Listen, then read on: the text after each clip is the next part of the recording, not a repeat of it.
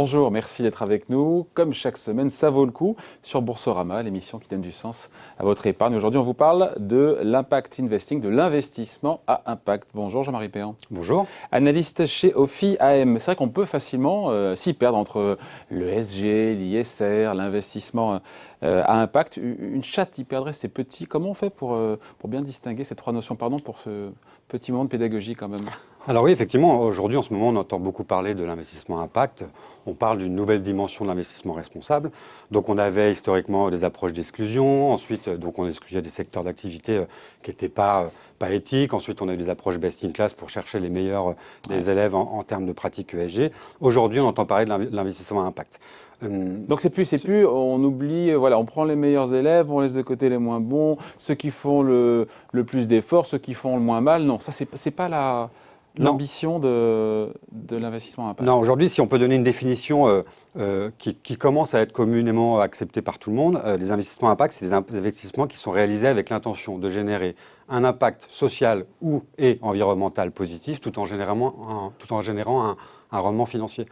Donc c'est une définition qui paraît assez simple, mais elle nécessite quand même un peu une explication de texte sur qu'est-ce que l'impact. Voilà. Et aujourd'hui, une entreprise, toute activité d'une entreprise a des impacts. Alors ils peuvent être positifs ou négatifs, et donc ils sont de deux natures. Il y a l'impact par les activités, c'est-à-dire qu'on s'intéresse aux produits de l'entreprise et on regarde s'il est positif ou pas. Typiquement, une entreprise de l'industrie pharmaceutique propose des produits qui permettent d'améliorer la santé des gens. Donc c'est un impact positif. Une entreprise qui fournit de l'énergie à partir de sources renouvelables, c'est une énergie décarbonée, donc c'est positif. Et à l'inverse, par contre, une entreprise qui vend des cigarettes, on voit bien que l'impact sur la santé des gens, il est négatif. Donc vous cherchez les apporteurs de solutions, c'est ça? Exactement. Ceux qui contribuent, on va dire, à une meilleure santé, une meilleure planète, une meilleure nutrition et ainsi de suite, c'est ça? Oui, exactement. Mais l'impact aussi, c'est pour ça qu'aujourd'hui on en parle dans tous les sens et parfois on a du mal à s'y repérer. Mais l'impact, ça peut être aussi une entreprise qui va essayer de réduire les impacts de ses pratiques. Donc là, on s'intéresse plus aux pratiques, aux produits, pardon. On s'intéresse à la façon dont a été fabriqué ou comment on est arrivé à fabriquer ce produit. Et donc une entreprise industrielle va consommer de l'énergie, donc du CO2. Elle va utiliser des intrants chimiques, par exemple, qui peuvent être polluants, elle va consommer de l'eau, et donc ça aussi, c'est de l'impact, et ça aussi, ça rentre pas dans l'investissement impact forcément, mais ça reste quand même de l'impact dont on entend parler aujourd'hui aussi. Mais comment on mesure cet impact positif? Comment ça se mesure de manière, pas mathématique, mais palpable, concrète et vérifiable et mesurable? Et quantifiable. Alors aujourd'hui, on est devant une matière qui va se développer fortement dans les prochaines années.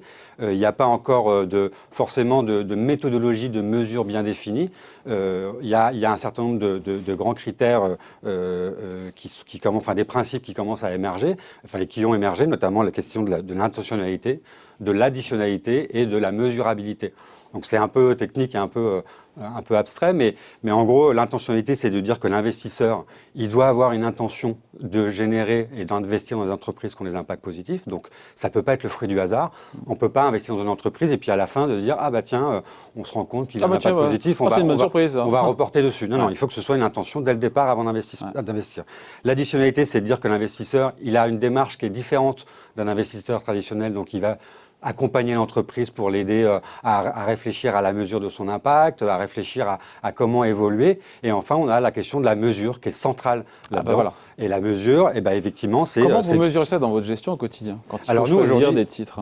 Aujourd'hui, on a développé une chaîne d'impact parce qu'on avait conscience qu'il fallait qu'on ait une exigence assez forte sur la question de la mesure, mais on était aussi face à des entreprises qui parfois, même si elles avaient un impact positif, avaient forcément un peu de mal à le mesurer. On a des entreprises qui sont très matures sur le sujet, et il y a d'autres entreprises qui sont qui ont encore des difficultés à le mesurer. Donc nous aujourd'hui, on a créé une chaîne d'impact qui va de l'intentionnalité, comme on disait, à la mesurabilité. Et si on parle de la mesurabilité, on va chercher trois types d'indicateurs, des indicateurs de produits. Donc là, c'est des indicateurs vraiment très opérationnels pour l'entreprise. Qu'est-ce que produit l'entreprise en termes de nombre de produits, en volume, qu'est-ce qui sort de son appareil de production. Donc ça leur parle évidemment, puisque c'est des choses qu'ils pilotent tous les jours. Donc ça leur parle, et ça, c'est des produits qu'on a identifiés comme ayant un impact positif. Ensuite, on va identifier des indicateurs de résultats. C'est qu'est-ce que ces produits permettent de faire. Et puis enfin, on va peut-être, pour certains, pour les plus matures, arriver à quel est l'impact positif de ces produits. Parce que l'objectif, c'est de s'assurer de cet impact positif ou d'une boîte qui se transforme vraiment et que ce ne soit pas juste de la com. C'est ça le sujet Exactement. aussi. Exactement. Et nous, justement, avec notre méthodologie, nos outils, nos référentiels qu'on a créés, on évite filtre, justement... le tamis est assez serré. Ouais, on va voir assez. Alors, avant même la mesure, on a déjà la question de l'intention. Nous, on a créé un outil qu'on appelle Mission 4, qui est d'analyser la mission de l'entreprise, l'intention qu'elle se donne, et d'éviter justement, comme vous dites, d'avoir un message marketing. Et donc, on va regarder quelle est l'intention de l'entreprise, comment elle l'a formalisée. On va regarder, par exemple, comment elle l'intègre dans sa stratégie, parce qu'effectivement, une intention, elle peut rester dans un coin et puis gérée par personne et pilotée par personne. On a tous des bonnes intentions. Exactement. Et puis, on a aussi la question de l'intégration de cette intention dans la gouvernance. Et pour être très concret, pour que les gens comprennent, la question, par exemple, de la formalisation de cette intention, on sait par exemple qu'une intention qui a été formalisée en concertation avec les salariés, avec des comités spécialisés et qui prend du temps généralement, eh ben, c'est une intention qui va être forcément plus pertinente et qui va être vraiment que les salariés vont s'approprier. Typiquement, Saint-Gobain a fait un travail avec près de 8000 salariés pour réfléchir à son intention et a sorti à la fin de l'année 2020 sa raison d'être.